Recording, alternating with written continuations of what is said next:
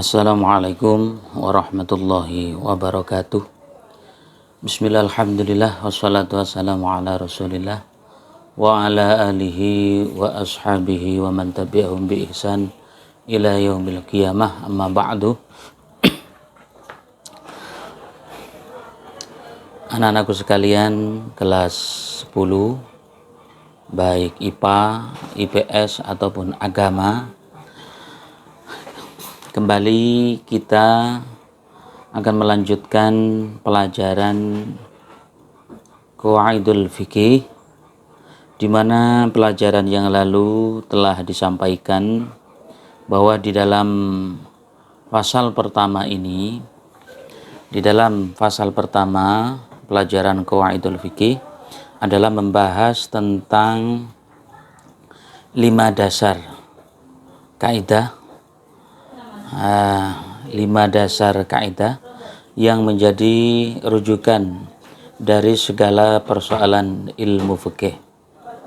Jadi segala persoalan ilmu fikih, baik itu mengenai ubudiyah, tentang hal yang kaitannya dengan ibadah, ataupun muamalah, ataupun munakahat, ataupun jinayah dan sebagainya, ini dikembalikan kepada 5 kaidah tersebut. Adapun 5 kaidah tersebut, yang pertama kemarin sudah dijelaskan. Yang pertama adalah al-umuru bimaqasidiha, yaitu segala sesuatu itu adalah tergantung maksud dan tujuannya. Kalau tujuannya adalah baik, maka sesuatu tersebut bisa menjadi baik. Kalau tujuannya jelek, maka sesuatu tersebut bisa menjadi jelek. Hanya saja ada pengecualian di mana ketika ada tujuan baik tapi diproses dengan cara yang tidak baik, ini tidak termasuk di dalam kaidah tersebut. Kemudian yang kedua adalah al-yaqinu la yuzalu bisyakki. Ini mungkin perlu saya maknani terlebih dahulu, nanti kita jelaskan. Bismillahirrahmanirrahim. Qala al-mu'allif rahimahullah ta'ala wa nafa'ana bihi wa bi'ulumihi fid darini amin. Bismillahirrahmanirrahim. Kaidah yang kedua, al-yaqinu utawi keyakinan. Iku la yuzalu ora bisa dan ilangi opo keyakinan bisyaki kelawan keraguan. Bisyaki kelawan keraguan. Kaidah yang kedua adalah menjelaskan tentang bahwa keyakinan itu tidak bisa dihilangkan dengan keraguan. Kalau sudah yakin, maka keraguan yang datang secara tiba-tiba atau yang muncul ini tidak bisa mempengaruhi terhadap keyakinan tersebut. Contoh begini, di awal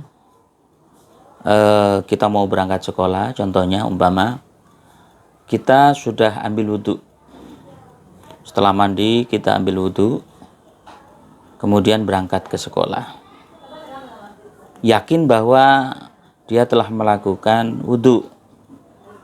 Lah kemudian pada saat jam 9 pagi mau sholat duha, program sholat duha, kemudian dia ragu apakah wudhunya tadi batal ataukah tidak, maka keraguan tersebut tidak bisa menghilangkan pada status keyakinan yang pertama tadi. Ini sebetulnya hampir mirip dengan satu kaidah al-aslu baqa'u makana ala makana. Jadi hukum asalnya memang ada, maka ya tetap adanya itu. Kalau memang dia berangkat itu sudah yakin, sudah pasti punya wudhu, kemudian dia ragu apakah batal apakah tidak, nah ini maka orang tersebut masih dianggap mempunyai wudhu. artinya tidak batal wudunya. Ini al-yakinu la yuzalu bisyaki. Ada lagi contoh, beberapa contoh di dalam contoh qawaidul fikih banyak sekali dicontohkan di sana, seperti orang yang ragu ketika sholat apakah dia masih mendapatkan 3 rakaat ataukah sudah 4 rakaat ketika dia itu melakukan sholat duhur atau sholat asar yang jumlah rakaatnya adalah 4. Kemudian di rakaat akhir dia ragu karena lupa, apakah saya sudah mendapatkan 4 rakaat ataukah masih 3, ataukah 4 rakaat ataukah 3. Dalam hatinya ragu begitu, maka orang tersebut harus mengambil yang diyakini, yaitu 4 rakaatnya, 3 rakaatnya maksudnya, yang lebih sedikit yang diyakini, maka dia harus menambahi 1 rakaat lagi. Ini adalah contoh daripada al-yakinu la yuzalu bisyaki. Kemudian yang ketiga, al-masyaqqatu tajlibut taysira. Al-masyaqqatu utawi masyaqqah. Al-masyaqqatu utawi rekoso atau kesulitan. Masyaqqah rekoso kesulitan iku tajlibu narik apa masyaqqah at-taysira ing kemudahan, at-taysira ing gampang. Kaidah yang ketiga ini adalah kaidah di mana menjelaskan bahwa kesulitan itu nanti akan mendatangkan sebuah kemudahan. Kesulitan yang kita hadapi itu nanti akan berdampak kepada sebuah kemudahan di dalam hukum. Contoh, ketika kita perjalanan, kemudian di tengah perjalanan kita sangat masyaqqah, kita sangat capek, sangat sulit untuk mencari air, katakanlah sulit untuk mendapatkan tempat sholat dan sebagainya, maka di situ ada sebuah kemudahan, keringanan, atau dengan bahasa lain mendapatkan rukhsah. Maka sholat yang mestinya sholat duhur, karena di tengah perjalanan tersebut ada masyaqqah, maka di situ ada kemudahan, yaitu mendapatkan rukhsah, mendapatkan dispensasi, kemurahan untuk bisa melakukan sholat jamak takhir atau bisa melakukan sholat qashar sekaligus, jamak qashar. Ini kalau di dalam bab sholat. Atau di dalam bab puasa barangkali, itu nanti juga akan mendapatkan kemudahan untuk tidak puasa ataupun iftar, walaupun harus memenuhi beberapa syarat, ketentuan, tapi dengan dia di perjalanan itu masyaqqah, sangat sulit, sangat payah dan sebagainya, maka di sana banyak kemudahan. Seperti lagi contoh mungkin sholat, kita melaksanakan sholat fardu, ini hukumnya wajib untuk berdiri. Akan tetapi ketika berdiri itu sangat sulit karena sakit, karena lututnya mungkin asam urat atau bagaimana, ini boleh untuk melaksanakan sholat dengan cara duduk. Tajlibu taysir, akan mendatangkan sebuah kemudahan. Kemudian yang keempat, ad-dararu yuzalu. Ad-dararu utawi bahaya iku yuzalu kudu dan ilangi apa darar. iku yuzalu kudu dan ilangi apa ad-darar. Sebuah hal yang membahayakan ini harus dilenyapkan, harus dihilangkan.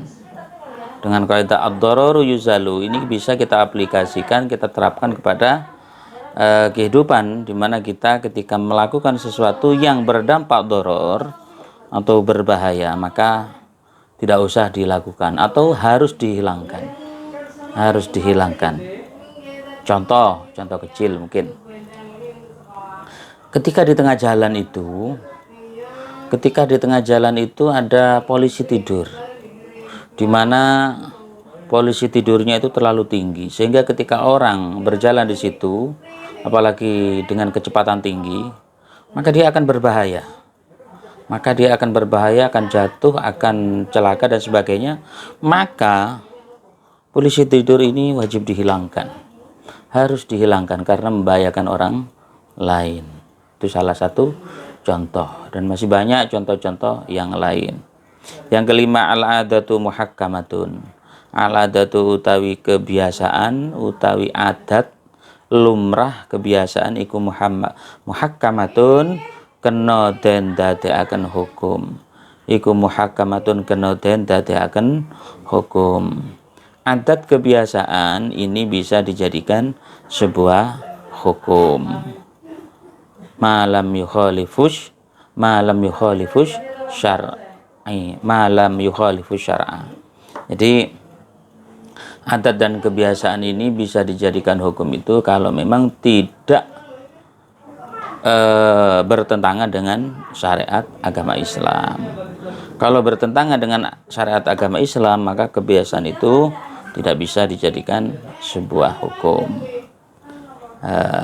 Kalau contoh ini banyak sekali kegiatan-kegiatan yang merupakan adat. Sebetulnya adat, akan tetapi ini bisa dijadikan sebuah hukum itu selama tidak bertentangan dengan ajaran syariat agama Islam. Jadi 5 kaidah dasar ini adalah merupakan satu dasar, satu asas pokok, di mana segala persoalan fikih itu yang muncul, yang timbul, baik urusan ubudiyah, urusan muamalah, urusan munakahah, urusan jinayah dan sebagainya, itu nanti bermuara dikembalikan kepada 5 kaidah dasar ini. Jawabannya semacam itu. Ini 5 kaidah dasar. Ini harus dihafalkan, nggih. 5 kaidah dasar ini harus wajib dihafalkan. Mungkin sementara itu yang bisa saya sampaikan kepada anak-anakku kelas 10, baik IPA, IPS ataupun agama. Jika melihat, mendengarkan video saya ini, baik maknani ataupun penjelasan, bisa diputar ulang-ulang. Dari saya ada kurang lebihnya, mohon maaf. Wabillahi taufiq wal hidayah wa ridha wal inayah. Assalamualaikum warahmatullahi wabarakatuh.